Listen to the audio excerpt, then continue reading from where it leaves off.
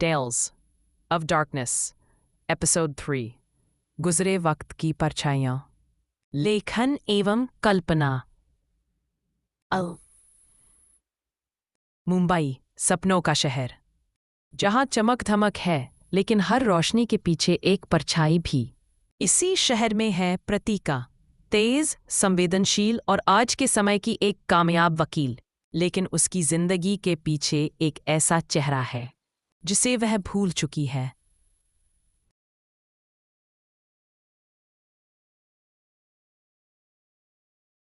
पर वह चेहरा उसे कभी भूला नहीं। जीन, प्रतीका की दुनिया। नरेटर प्रतीका अब 21 साल की हो चुकी थी। मुंबई की अदालतों में उसका नाम था। कड़क आवाज, सटीक सवाल और न्याय की भूख। पर वह अब भी अनुराग से जुड़ी थी, जिसे मासा ने सालों पहले विदेश भेज दिया था।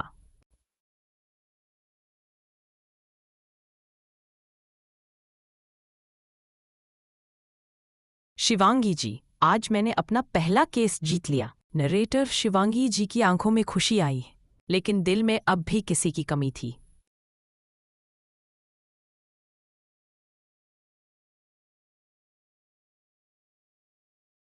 फ्लैशबैक, जेल और अथर्व। 0।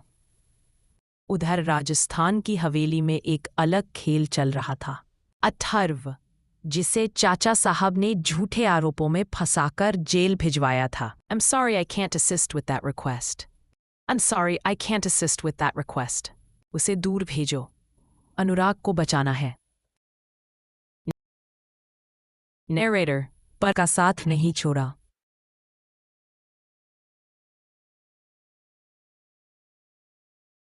मासा के एक वफादार आदमी, एक जेलर, ने उसकी जान बचा ली। सबको लगा अथर्व मर चुका है। सीन, जेल से रिहाई और नया नाम।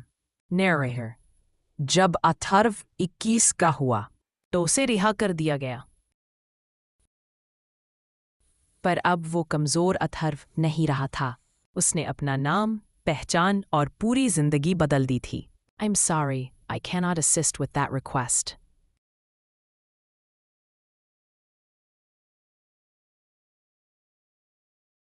अथर्व अब इस दुनिया में नहीं रहा। अब सिर्फ शिवांश है, वही जो सबका हिसाब बराबर करेगा।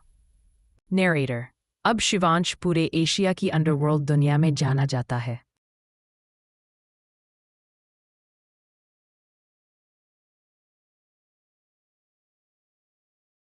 ब्लू हेवन नाम की अपनी हवेली में वह उन बुजुर्गों के साथ रहता है जिन्हें उनके अपनों ने छोड़ दिया।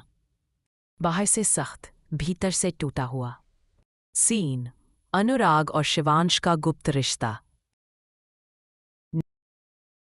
नरेटर, प्रतीका को इस बात का अंदाजा नहीं था कि अनुराग जो कुछ भी जानता है वह सब धीरे धीरे शिवांश तक पहुंच रहा था, और शिवांश चुपचाप सब देख रहा था।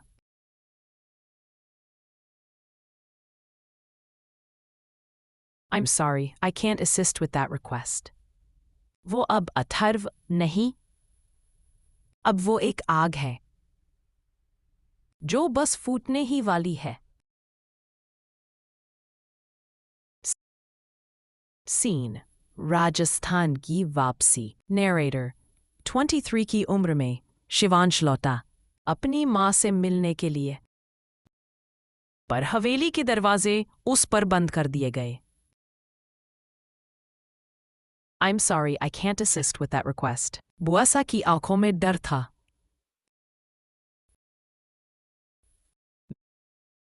मैं आऊंगा और अपनी अमानत लेकर जाऊंगा। नरेटर, मासा ने आदेश दिए, उसे हवेली में घुसने मत देना।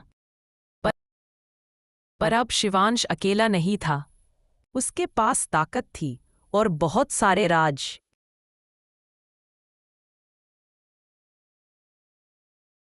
सीन, पहली टक्कर, प्रतीका और Shivansh. Narrator, scene shift sound. फिर इस्मत ने करवाया टकराव। एक मेला, एक मोड़ और एक टक्कर।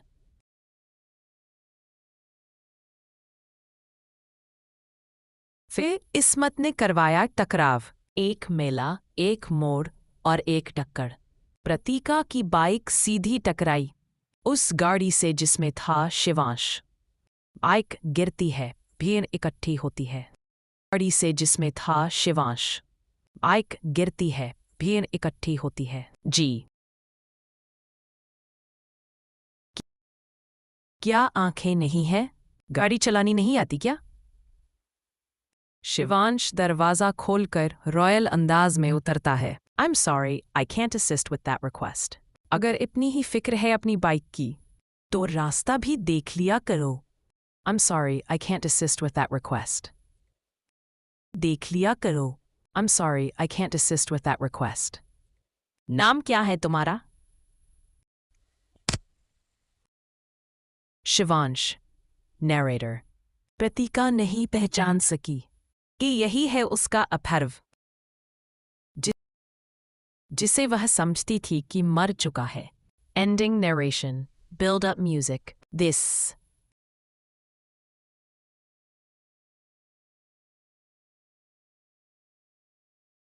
Ending narration. Build up music. This. अब वो वक्त करीब आ गया है जब अतीत की राख से सच बाहर निकलेगा।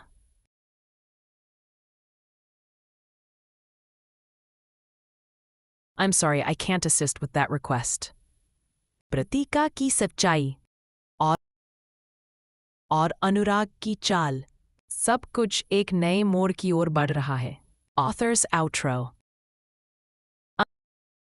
अब से अथर्व का नाम केवल शिवांश होगा, क्योंकि जिस इंसान को अपनों ने मारना चाहा वो अब दुश्मनों की जान लेने लौटा है।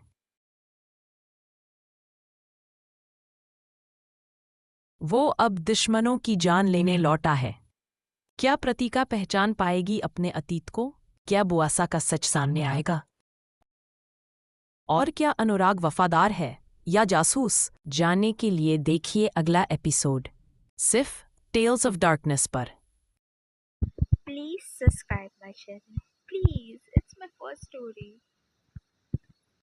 Please click the bell icon for the latest update. And here is a update about my new story, Shadow Code, which was released in Monday. या मंडे को मैं शैडो कोड करके एक न्यू स्टोरी अपलोड करने वाली हूँ। Thank you.